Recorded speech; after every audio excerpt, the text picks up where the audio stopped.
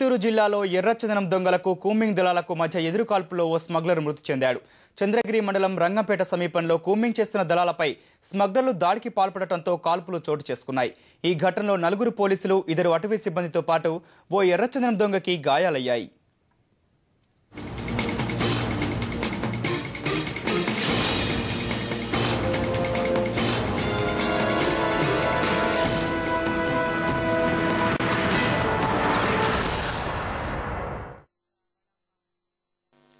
చిత్తూరు జిల్లాలో ఎర్రచందనం దొంగల ఆగడాలు శృతి మించుతున్నాయి.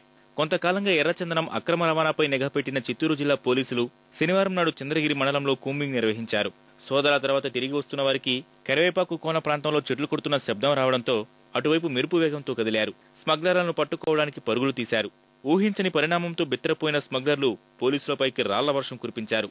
తుపాకులు, కత్తులతో దాడులకు పాల్పడ్డారు. వీరిని ప్రతిఘటించేందుకు మొదట డమ్మీ తోటాలతో దాడి చేసిన పోలీసులు తప్పనిసరి పరిస్థితుల్లో కాల్పులకు దిగారు. ఈ కాల్పుల్లో తమిళనాడులోని ఉప్పూరు గ్రామానికి చెందిన చందనపు దొంగ మురుగేష్ మృతి చెందాడు.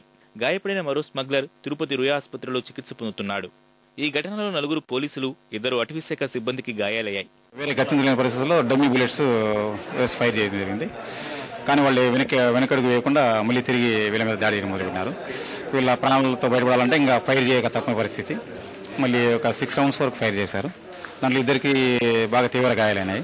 వాళ్ళని తీసుకుని వెంటనే కిందికి రావడం జరిగింది. మేము కూడా పోయినాము. పోయి తీసుకొని 108లో తీసుకుని వచ్చాడు. దారిలో ఒక అతను చనిపోయినాడు. అతని పేరు సడియన్ మురుగేష్.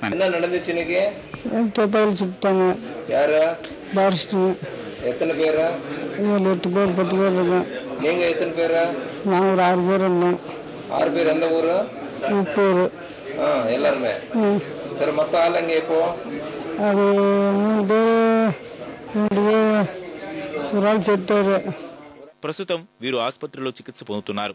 గత్యంతరం లేని పరిస్థితుల్లోనే కాల్పులకు దిగాల్సి వచ్చిందని పోలీసులు చెబుతున్నారు.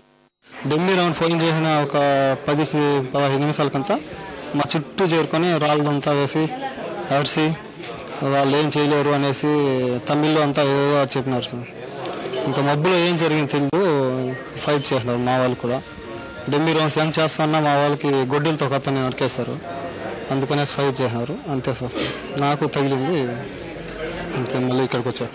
కరివేపాకు కోన ప్రాంతంలో దాడులకు తెగబడి తప్పించుకున్న స్మగ్లర్ల కోసం పోలీసులు గాలింపు చేపడుతున్నారు.